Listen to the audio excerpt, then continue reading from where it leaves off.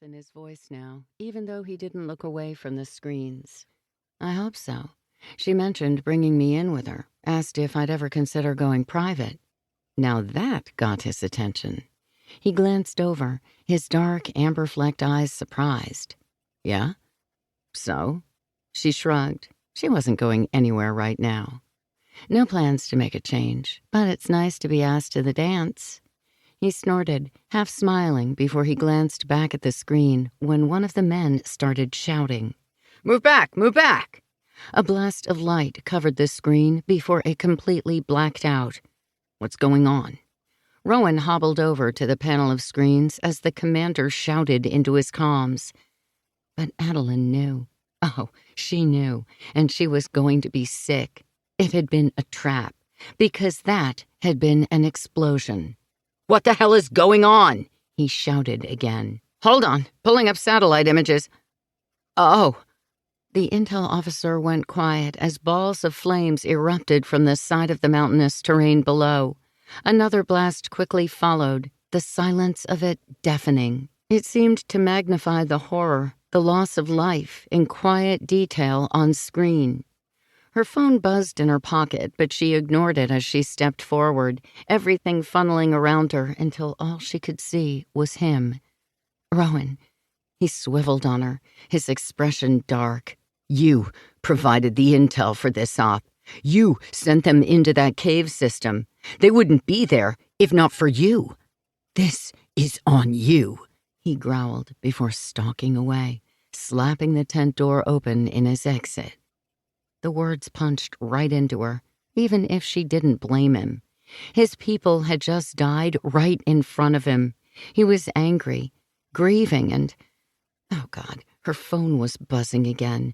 Her boss. What just happened? She snarled as she answered. We have a problem. Chapter 2. Present Day. Pressed up against the moss-covered brick of the decrepit building, Adalyn reached up and slid the skinny wire and camera through the sliver in the blacked-out window. You see anything? She murmured through her earpiece as she crouched down out of sight. A big green dumpster blocked her from anyone walking by the alley. Not that many people were out near the docks at 3 a.m. Yeah, move it slightly to the left, Skye said. She was in the van with Colt and Brooks on the adjoining block. They were running a 4-person op that had ended up being more complicated than they'd planned, but that was fairly standard, she'd learned in the last few months. Working for Redemption Harbor Security was a lot different than working for the CIA. Less rules, definitely working in gray areas, and she trusted her team to have her back. How's that? She shifted the angle again, wishing the window wasn't so high up. Perfect. And, okay, I see both girls, tied up, looking a little grimy, but no visible injuries. 2 guards. We can take them if we move now. Adalyn didn't bother to ask if they were going to call the cops for this. They would after they'd rescued the young woman they'd been hired to find.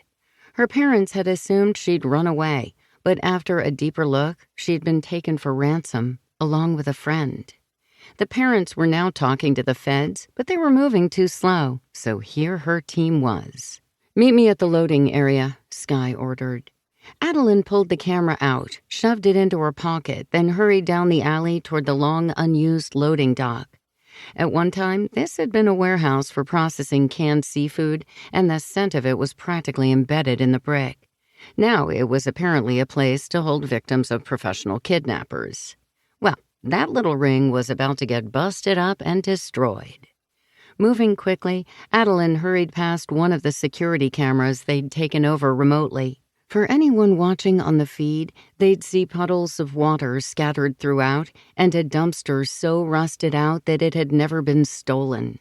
She reached the loading area at the same time Skye did. Just us? Adalyn asked. Yeah, Colt's manning the front, Brooks is watching the feed and keeping an eye out. From where you were, the targets are about 40 feet away from us. I'm going to go straight at them. You're going to circle around and move in as backup for the girls, and to see if there are any extra tangos we don't know about. Their intel said it should only be 2, but Adalyn had learned the hard way not to...